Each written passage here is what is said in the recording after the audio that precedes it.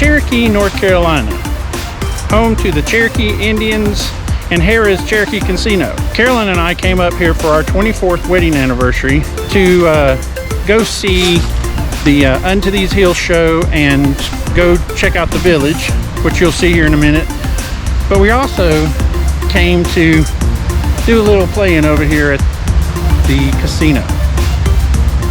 So why don't you guys spend our anniversary with us and see what we get up to. Look at them mountains over there. It's the mountains that Alabama was talking about.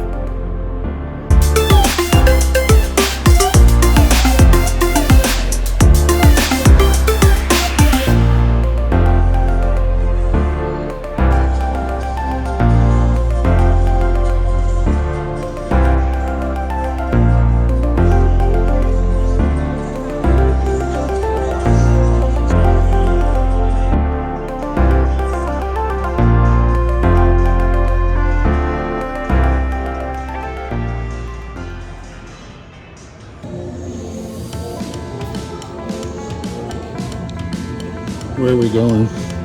Gordan Ramsay's place. I wish he was here to yell at me. Call me a donut. You muppet, you donut. Fucking donut. Of course you don't put a fucking on a donut. We're gonna check out Gordan Ramsay joint.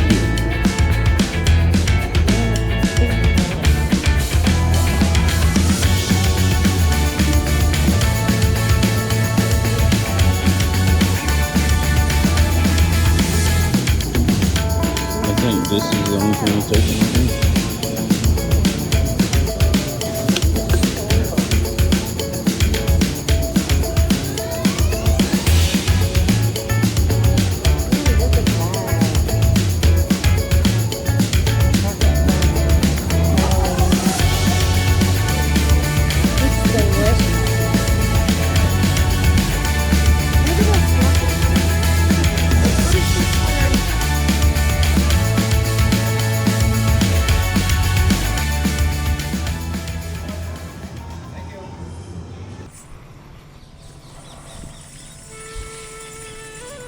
For the introduction of the commercial yarns that we use today, our weavers would take strands from the milkweed plant and weave our belts together. And they also would use mountain bison fur. They were indigenous to the area. The last one was killed in the late 1700s over in the Biltmore Forest. And this one also shows our oldest weave. It's called the oblique, and it utilizes beads to create the pattern. Carvers used to shape the barks off of trees, and our baskets were made of that same material. This one here is made of hickory bark, and it was made in 1952 near this village first opened. It's holding up really well in its age.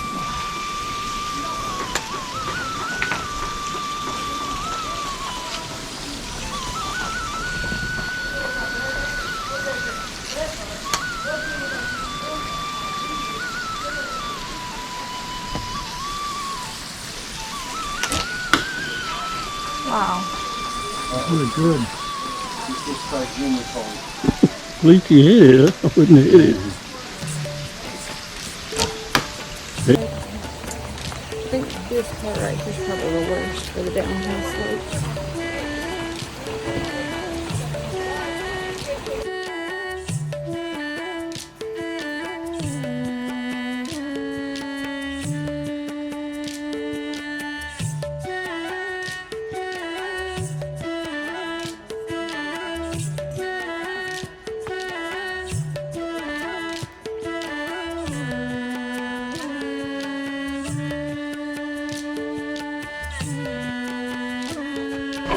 In our housing, we were moved backwards through time, so we start with our 1800s and end at our pre-contact homes, and each of these are a third of the size of what they normally be.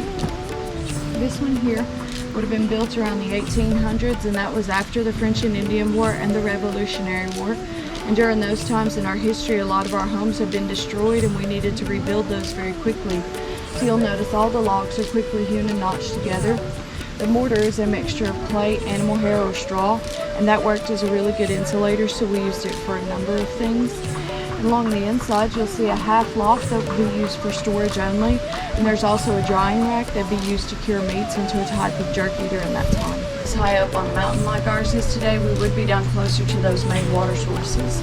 We'd find the tallest and straightest yellow poplar tree that we could as close to the shoreline as we could find, and take that clay mixture from the housing and pack it about this high up off the base of the tree, then set fire to it. And the clay mixture helped keep the fire centralized and burning inward versus up the tree where we didn't need it to go. Once we had those trees felled, we'd strip them of all of their bark and lay 2 more lines of that clay mixture down either side of our log, and then set a couple of strategic fires in the center of that. And once those fires had burned down enough, we'd take our stone hatchets, chop away at the burned wood, and then set another fire. That burnout method could take about 6 months to a year to make 1 canoe. And the introduction of metal tools, and particularly the broad axe, shaved that time into about 6 to 8 weeks, so that was a lot faster for us. And to waterproof these, we'd use animal fats and even pine resin for the waterproofing, and as long as these were taken care of, a canoe could last indefinitely. Alright guys, Shio Nagada, Agahalishki, Dagoda, Gali Aliga Hanitiluki. Hello everyone, my name is Chipper. We're glad you guys could join us today. Welcome to the Oconaluftee Indian Village Council House. Now as you come in the door today, you'll notice that you did just come through a wide open doorway. Traditionally and historically, this would not have been the case. The reason for that is because everything that happens in here and everything that is stored in here is of such importance it's not allowed to be seen from the outside. So the wide open doorway you just came through would have actually been a winding corridor. A council house varies in size depending upon the size of a village. A village could be anywhere from a few dozen homes up to a few hundred homes, and the council house has to be large enough to accommodate everyone, including the children. It has 7 sides and 7 sections of seating, and that's because 7 is a sacred number to the Cherokee, so we also have 7 clans. We have blue, bird, deer, wild potato, paint, wolf, and long hair. And each one of these sections is designated for a specific clan, and only members of that clan can sit there. Now we are a matrilineal society, so everything gets passed down through the female, so you get your clan from your mother. I was born deer because my mother is deer, my grandmother is deer, and so on and so forth. And because clans are considered large families within a village, you're not allowed to marry within your own clan. So whenever you decide to take a spouse, you have to pick someone from one of the other 6 clans. For instance, whenever I got married, I married a man from the Bird clan, and because we are matrilineal, whenever he married me, he took my clan, and our children are my clan. Now my boys, when they go off and get married, they will take their wife's clan, and their children will be her clan. Below that, we have our eagle wands, and if you've not already gotten the Square Grounds lecture, it's going to be at the big sandy area at the top of the hill with Dylan. He's going to tell you all about those. Below that, we have our white gourd dippers, and we use these with this big white bowl right here. We fill this bowl with pure spring water, and we paint these white because white is the color of purity and peace.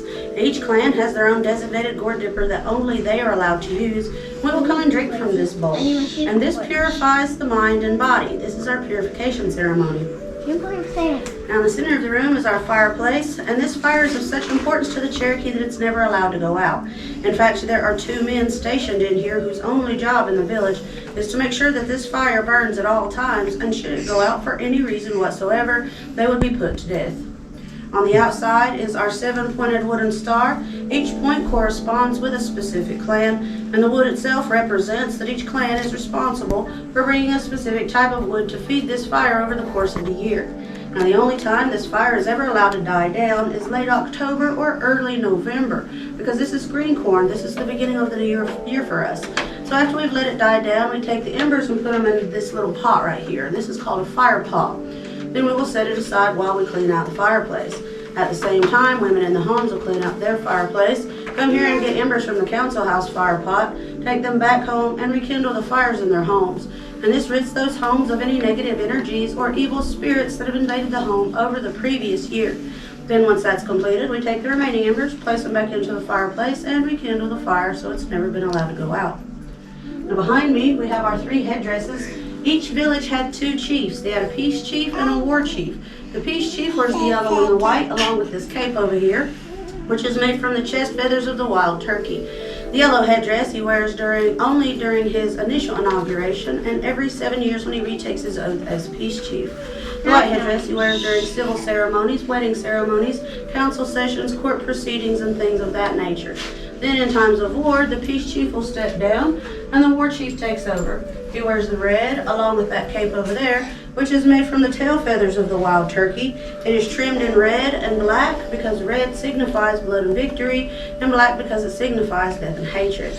Now the war chief, whenever he takes office, he pledges an oath to never shed the blood of women, children, elderly, or anyone else who cannot defend themselves. And should he do so, he himself will be put to death. Up towards the ceiling here, this is our skirt. This is also made from the chest feathers of the wild turkey, and this is worn by our beloved woman. Beloved woman is either the widow of a chief or simply an elderly lady who is held in very high regard, very highly respected within the village. Each chief has a council consisting of members from each of the 7 clans. The beloved woman has her own council, except hers is made up of elderly women, and they are called the beloved women or the war women, and it is these ladies who determine the fate of prisoners. So should you commit a crime, whether it be against an individual or the village as a whole, these ladies are the ones who will decide what to do with you. They sit in on all council sessions leading up to and including whether or not to go to war, and because our women are so highly respected, the beloved woman herself has the power to veto any decision reached by the chief and his council. In 1830, Andrew Jackson signed what was called the Indian Removal Act, and what this was an act stating that all of the Native Americans from this portion of the United States be rounded up and forced onto reservations out in the West. About 20,000 of those were Cherokee, and unfortunately about 5,000 of us died along the way due to lack of food, shelter, illness, and poor treatment from the soldiers. The Cherokee that are out west are actually 2 completely separate tribes from us now. They are the Cherokee Nation and the United Gaduo Band, and we are the Eastern Band of Cherokee Indians, because we are the descendants of the ones who refused to leave. So when the soldiers came to round us up, we fled from the mountains and fought back, and because of the self-sacrifice of a man named Solly and his sons, they decided to leave us alone. So we took what money we could get together and gave to Will Thomas, because at this point in U.S. history, Native Americans were not allowed to own property, but Will Thomas, being a white man, could. But he also just happened to be one of us, because he was the adopted son of Drowning Bear, also known as Yonaguska. So he purchased this land here for us. So we technically are not a reservation because we own our land. It wasn't issued to us by the federal government. And I know whenever you come into town, you do see signs saying, "Welcome to the Cherokee Indian Reservation," and that's just to let you guys know where you are. So if we put up a sign that just simply said, "Welcome to the Qualla Boundary," you guys wouldn't even realize that we were here. So in 1924, when we became U.S. citizens, we placed our land in trust to the U.S. government. And what this means is our land can never be sold to outsiders, it can only be sold amongst ourselves, and it can only be leased for up to 25 years at a time. We are a sovereign nation, so it's like we're our own country within the United States. We have our own judicial system, our own healthcare system, and our own school system. And although we choose to go by the state curriculum in our schools, we have our own history and culture as well. We also have an immersion school where children from 6 months up to middle school can go, and they're spoken to in nothing but Cherokee all day long. And the parents of those children also take classes so that they may be able to speak their native tongue at home. We are a completely self-sustaining nation, so we require no assistance from the federal government. But as you guys came through the village here today, you may or may not have been told, we do not have a word in Cherokee for goodbye, so I will say Dedadaga Hayu, which means until we meet again, because we do believe that even if we don't meet again in this life, we may still yet meet again in the next one. So have a nice day.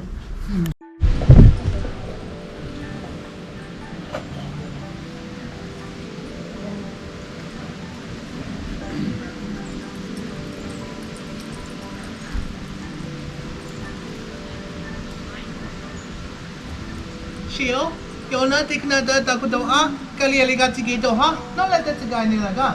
Hello, my name is Dylan, glad they all are here today, and welcome to the Oconaluftee Indian Village. Now this area right here, this is known as our square grounds or our ceremonial grounds. It would always be placed in the center of the village, just right in front of our council house. Now depending on the size of that village, it could be as small as this, or as big as a football field, or even bigger, always depending on what that village needed. As y'all can see, there is a square amount of sand that surrounds it. That's where I get this name from. Each corner will be directed to Each corner will be designated to one of the 4 directions, with our entrance always facing east where the sun rises, as that symbolizes a new day, new life, and new beginning. And the wall sand does act like a barrier, as it separates what's from common ground and sacred ground, so it acted like the walls of a church.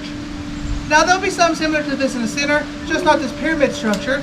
There'll just be several tree posts with tree branches tied on top, and that will help provide shade for our singers and drummers, or there'll be nothing at all, or it's just a simple fire pit. Now surrounding the square grounds will be 7 arbors like you see here. Now each one will represent one of the 7 clans. Now each clan has their own unique set of skills, abilities, and responsibilities for that village. None of them are never seen higher than the other, as they would all work together to help benefit that village as a whole. Now, to be considered a Cherokee town or village, you have to have all 7 clans represented in that village. If you did not, that was not a town or village, it was just a place where people live. Now our first clan right over here, that is our long-haired clan, Oconaluftee. Now they were our peacemakers and our peace chiefs, even our diplomats and politicians. If there was an intense argument going on between one of the clans or townships, they'll all go to the wisest members of that clan to help resolve that issue peacefully. Now they were also known as the Twisting Hair Clan or the Twister Clan because both men and women from this clan will wear their hair in such elaborate hairstyles and hairdos and walk in a very proud and vain manner, twisting their shoulders as they walk. So you can also think of that clan with all your good-looking people. Now our next clan on the side, that is our Wolf Clan, Aniwaya. Now they are our warriors and our war chiefs. They're the largest clan and still is today. Now anyone can be a warrior in our society, including both men and women if they chose, but specifically in that clan, they'll raise their children on how to become a warrior, and they were the only clan allowed to hunt and kill the wolf. Our next clan I've decided, that is our deer clan, Anikawi. Now they were our foot runners and foot messengers. We didn't use smoke signals or drums to send out our messages. The smoke would just disappear above the treetops into the clouds, and the drums will only echo and fade away in the mountains and valleys. We'll send out a messenger and we would use a relay system.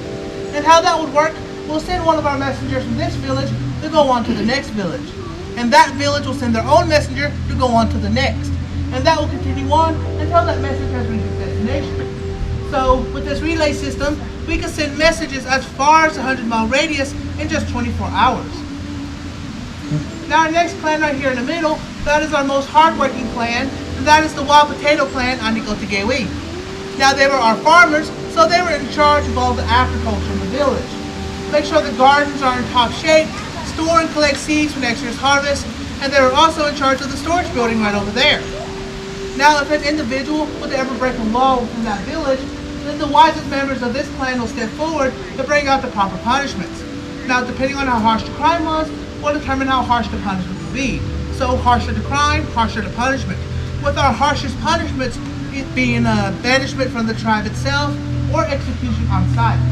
Now the most lightest punishment was the equivalent of a big timeout. You wouldn't be allowed to participate in our dances, games, social activities, festivities, and other events. And that was a big bummer because us Cherokees love to have fun with our friends and neighbors, have fun with our games, dances, and especially eat all that good food. Just look at me. Now you can also be tied to a shaming post outside of our square grounds in the center of the village for 7 days and 7 nights. And it was up to the women of this clan to see if you deserved any food or water throughout your punishment. Where you'd be tied in the center of the village, everyone will know what crime you have committed and they would publicly shame you for it. So if you don't want to make this clan angry, you better do your work and follow the village's rules. Now our next clan right beside it, that is our bird clan, Anizishwa. Now they're our most respected clan as they were our historians and storytellers. Hunters from this clan will be very skilled at using the blowgun, and they were the only clan allowed to harvest feathers from the eagle. When a young man reaches a point in his life, he'll be given that task to do so. But they'll do it at a time when that bird is naturally molting, so there'll be no harm done to the bird when they pluck the feathers. Now our next clan right here, that is our paint clan, Aniwodi. Now they were our medicine men, healers, and our wise men. Now as their name suggests, they also have the task of gathering materials to make our paints. We'll make our red paint from an iron ochre, our black paint from hickory ash, and our whitewash from a crush of burnt seashells. Now back in the old days, they had the responsibility for the burial of our people. When someone passes away, they'll cover their whole body head to toe in that red paint, which will signify life. And they'll be buried in a fetal position facing east where the sun rises, so their spirit can have a new life and new beginning. Now finally, our last clan right over here, that is our blue clan, Anishahoni. Now if a child was orphaned or wasn't born into a clan, they'll act as their caretakers until that child is adopted. And they would also doctor our children at a young age, so by the time they're adults, they'll be immune to all diseases in the area. One of the medicines they would use would be made from the blue holly plant, and that is where the blue clan gets its name. Now with this clan system here, it was set up to make sure no incest or inbreeding was going around, and if there was, the punishment was death. And how we would pass down our clanship is through the women of the tribe. When you're born, you'll inherit your mother's clan, and when you marry into your wife's clan and inherit hers. Now we never marry in our own clan because your clan is considered your family, relatives, and closest of kin, even if you're not blood related. So we always go out and marry into another clan, and that is still being practiced today. Now, when a divorce would happen, of course it happened back then, not as much as today though, but when it did happen, if the couple was no longer happy with each other, or if the wife was no longer pleased with her husband, all she had to do was gather his belongings and set them outside the house. And apparently that is a universal thing everywhere. He'll see this, which means he's no longer wanted. He'll just gather his belongings, move back to his mother's clan, and the wife will keep the house, the children, and the family garden. And it was easy as pie back then too. Now, when we do our dances and ceremonies, we always go in a counterclockwise motion, same notation as the earth, and we held both our ceremonial and our spiritual dances.